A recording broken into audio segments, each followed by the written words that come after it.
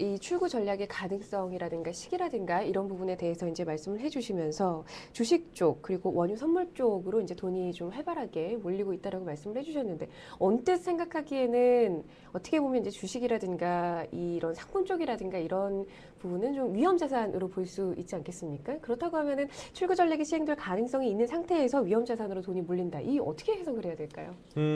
그렇죠. 이제 그거는 이제 과거에 이런 출구 전략이 시행됐을 때 시장의 트렌드를 한번 보시면 알 수 있는데, 뭐 예를 들어서 시장에 출구 전략이 여파를 굉장히 많이 미쳐서 투자 자산 가격이 폭락을 한다든가 또는 안 좋은 영향을 미쳤다든가 이러한 부분들이 과거에 굉장히 뭐 크게 나타났다라고 하면은 지금 사실은 출구 전략이 어느 정도 좀 예상이 되는 상황이기 때문에 이러한 부분들에 대해서 투자자들이 좀 대비를 하셔야 될 텐데, 네. 과거의 출구 전략 이후의 증시의 모습을 한번 비교를 해보면 일단 출구 전략이 핵심이 이제 금리 인상이라고 말씀을 드렸는데요. 네. 이 금리 인상이 본격적으로 시작이 되면 이 추세적으로 계속 이어지는 경향이 보입니다. 그래서 정부에서 금리 인상을 시작을 했을 때는 뭐 계속해서 연달아 몇 차례 올린다든가 이러한 경향을 보입니다. 왜냐하면 이제 금리 인상의 어떤 그런 것 같은 출구 전략은 그 여파가 굉장히 좀 아까 말씀드렸듯이 작지 않기 때문에 정부에서 신중하게 판단을 하고 출구 전략 시작을 합니다. 따라서 경기가 회복세가 완연히 보인다든가 또는 이러한 부분들이 시장에서 완전히 나타났을 때 출구 전략을 시작을 하기 때문에 한 번 시작을 하면 계속해서 가져갈 수 있는 그런 분위기가 형성이 된다는 얘기죠.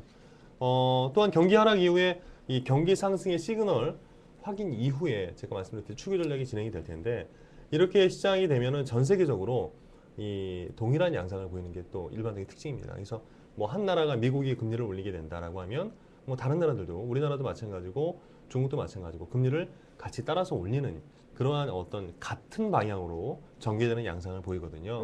네. 근데 이제 과거에 분명히 이제 출구 전략이라는 게 주식시장에는 좀 안 좋은 그런 뉴스임에도 불구하고 과거의 흐름을 보면 금리 인상이 진행되더라도 경제가 결국은 이제 회복되는 그런 상황에서 금리가 올라간다라고 하면 오히려 경제의 상승폭이 이 금리 인상에 따른 그런 악재를 눌러서 오히려 증시가 더 상승을 한다든가 이런 트렌드를 보인 네. 경우가 더 많았다는 얘기죠.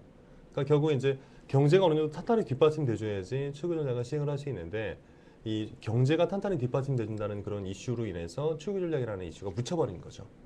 그래서 과거에 이제 출구 전략이 여러 차례 있었습니다만 이런 상황에서 증시가 이 하락하거나 크게 뭐 이렇게 뭐 떨어지거나 이런 경우보다는 오히려 경제 상승에 어떤 수혜를 입어서 올라가는 경우도 많았다라는 그런 부분이죠. 네. 그러니까 정리를 하면 이제 출구 전략으로 인한 단기적인 어떤 투자 자산에 미치는 약간 부정적인 그런 영향보다는 장기적인 경제 성장에 따른 자산의 어떤 성장 폭이 더 컸다는 말씀으로 이해를 할 그렇죠. 수가 그렇게 있겠군요. 하시면 될 것 같습니다. 네. 네네. 그렇다고 하면 지금 이제 이 저희 프로그램을 보시는 시청자분들이 처음에 프로그램 시작할 때 이제 팀장님께서 출구 전략에 따른 펀드 투자 전략을 어떻게 가져가야 하는지에 대해서 이제 말씀을 해주시겠다고 말씀을 하셨잖아요. 네. 그래서 기다리시는 분들이 많이 계실 것 같은데 지금까지의 말씀으로 본다면은 그렇게 크게 뭐 걱정하거나 그럴 일은 아닐 것 같은데 우리 펀드 투자자분들께 좀 전략을 말씀을 해주시죠. 그렇죠. 이제 중장기적으로 봤을 때는 출구 전략이라는 게 시장의 어떤 방향성을 바로잡고 그다음에 그동안 시장에 많이 풀렸던 유동성의 어떤 다른 부작용을 좀 해소하기 위한 정책이기 때문에 긍정적인 방향으로 우리가 해석을 하셔야 될 것 같다는 생각이 네. 들고요. 단지 이제 단기적으로 봤을 때는 금리 인상이라든가 이런 부분들이 시장에는 분명히 악재로 작용할 수 요지가 좀 있습니다. 따라서 이런 부분에 대응을 하시자는 말씀을 드리고 싶고요. 그래서 이 출구 전략 초기에는 이 주식시장의 상승 탄력이 좀 둔화되는 모습은 분명합니다. 그리고 이제 주가도 좀 조정을 받을 수 있고요. 하지만 이 그 단기적인 시기가 지나게 되면 이 경제 상황에 따라서 아까 말씀드렸듯이 지수가 다시 상승하는 탄력이 오히려 더 커지는 부분을 과거에 보였습니다. 그러니까 아까 말씀드렸듯이 이 과거에 그런 사례가 여러 차례 있었는데, 미국의 경우도 1970년 이후에 과거 7차례의 FRB 금리 인상이 있었는데 이 중에서 인상 초기에 S&P 500 지수가 조정을 받은 경우가 나타났습니다만 결국은 7차례 중에서 4차례는 단기적으로 이 시기가 지난 이후에 주가가 크게 상승하는 그런 이 모습을 보였거든요. 네. 일본 역시 마찬가지입니다. 1970년 이후에 4차례의 금리 인상 국면이 있었는데 이 4차례 중에서 3차례가 결국은 이제 니케이 우리가 뭐 지수가 큰 폭으로 상승을 하면서 출구 전략의 어떤 부작용보다는 경기 상승의 흐름에 따른 주가 상승이 훨씬 컸다라고 말씀을 드릴 수 있겠고요. 그래서 이러한 부분들을 우리가 볼 수 있다면 결국 이제 출구 전략의 초기에는 다소 약간 신중한 그런 시장 접근이 필요하다는 생각이 들어요. 그래서 이런 시기에는 어떤 주식형 펀드라든가 이런 펀드보다는 어떤 시장 방어 차원에서 혼합형이라든가 또는 채권형 펀드 또는 뭐 주가 연계 펀드라든가 이런 펀드의 어떤 비중을 다소 조금씩 늘리는 게 좀 필요할 것 같다는 생각이 들고요. 그리고 이제 이러한 시기가 지나고 본격적으로 출구 전략이 시작이 되는 그런 시점이 있지 않습니까? 네. 예, 그 이후에는 이 주식형 펀드의 좀 비중을 늘리는 게 전략이 필요하다는 생각이 듭니다.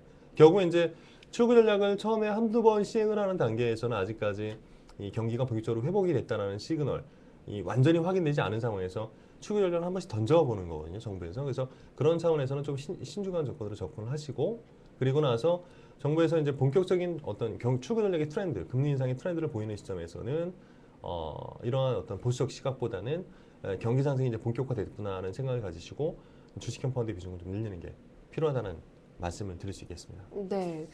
여기서 우리가 팀장님 말씀에서 얻을 수 있는 교훈은 펀드를 장기적으로 투자하되 결국 이제 정책에 따라서 리밸런싱이 결국 필요하다는 항상 강조하셨던 리밸런싱 얘기라고 볼 수도 있겠네요. 그렇죠. 포트폴리오를 우리가 이제 자산을 배분해서 투자를 하실 텐데 이 자산의 비중도 항상 동일하게 그냥 뭐 위험 자산 얼마, 뭐 보수적 자산 얼마 이렇게 가져가는 것도 바람직하지는 않다는 생각이 들고요. 결국 네. 이제 수익을 얻고자 투자를 하시는 거기 때문에 이 비중, 자산의 포트폴리오 비중은 어느 정도씩 시장 상황에 따라 조정할 필요는 있다는 생각이 들고 그래서 지금 출구 전략 뭐 이런 한 가지 이슈와 관련해서 오늘은 말씀을 드렸습니다만 이 이슈 한 가지 이슈와 관련해서도 자산의 비중은 어느 정도 좀 조정을 해 나가시는 것이 필요하다는 말씀을 드리는 거죠. 네, 역시 묵혀두는 것만이 장기 투자는 아니다라는 생각을 다시 한번 해보게 됩니다.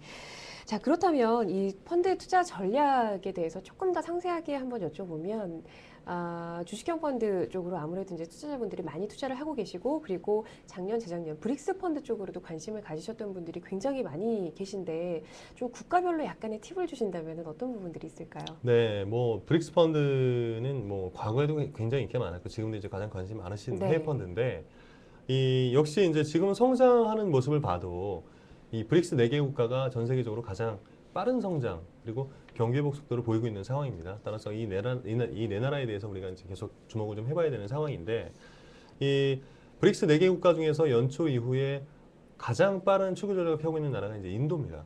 네. 결국은 이제 인도 시장에 대해서는 여러 전문가들이 얘기를 하는 게 경제적으로 이제 작년에 이 총선 이후에 정권이 좀 바뀌면서 경제적으로 좀 안정화되고 있는 그런 모습을 보여주고 있고 이런 여러 가지 제반 요건 때문에 추구 전략을 좀 펴고 있는 그런 상황이 엿보고 있습니다. 그래서 물론 이제 증시라는 것이 또는 우리가 투자하고 있는 펀드라는 것이 이러한 한 가지 이슈만 보고 우리가 판단할 수는 없습니다. 그래서 제가 오늘 말씀드리는 거는 추구 전략과 관련해서 연관해서 드리는 이슈 말씀이다라고 해석을 하시면 될 것 같고요. 어쨌든 출구 전략과 관련해서는 올해 인도가 가장 빠른 그런 모습을 보여주고 있고 따라서 이제 우리가 출구 전략을 어느 정도 이제 이슈로 삼아서 좀 대비를 하셔야 된다라고 하면은 인도 시장이 가장 올해는 출구 전략 관련해서는 좀 이슈가 될 수 있는 나라다라고 생각을 해보시면 될 것 같고요. 역시 인도가 지금 현재 이 재정 적자가 좀 심하고요. 그리고 인플레이션에 좀 취약한 구조로 되어 있습니다. 그래서 이러한 부분들을 감안했을 때는 세금 인상이라든가 또는 뭐 금리 인상에 대한 이슈에 가장 뭐 많이 노출이 되어 있는 그런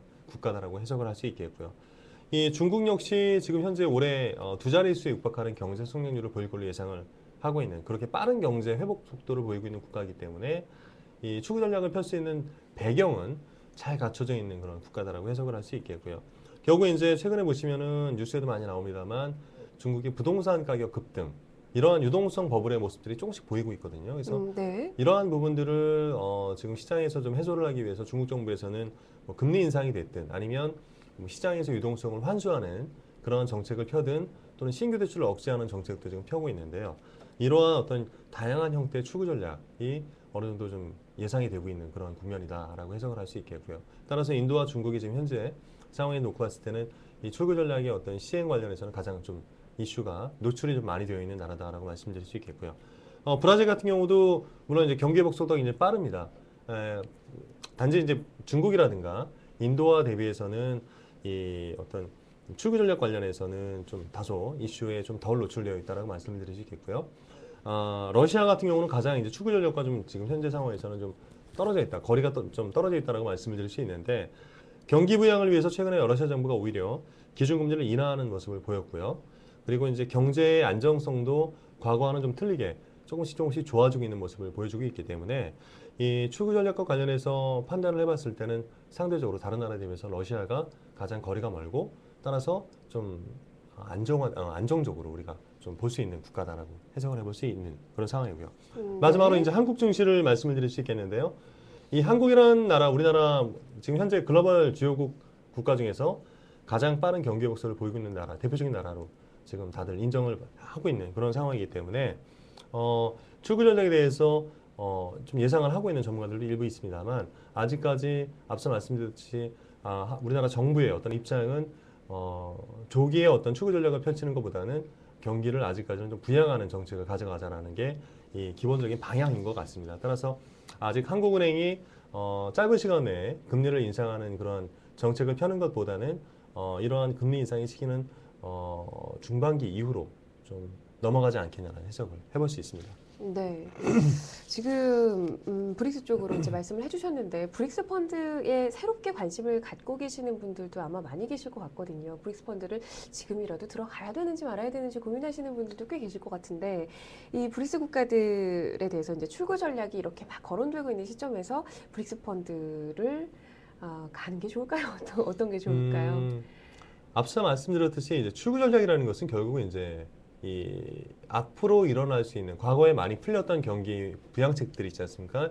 이런 거에 따른 부작용을 해소하기 위해서 결국은 이제 경제를 중장기적으로 좋은 방향으로 가져가기 위해서 펼치는 전략이고요. 네. 이 출구 전략을 펼 수 있다라는 것은 그 배경에 경제가 그만큼 지금 회복 속도가 빠르고 경기가 빨리 올라오고 있다는 의미로 해석을 할 수 있다라고 말씀을 드렸잖아요. 네. 지금 결국 출구 전략에 대해서 검토를 하고 있는 주요 대상들이 보면은 아시아권에 있는 국가나 또는 브릭스 같은 이런 이머징 국가들이거든요.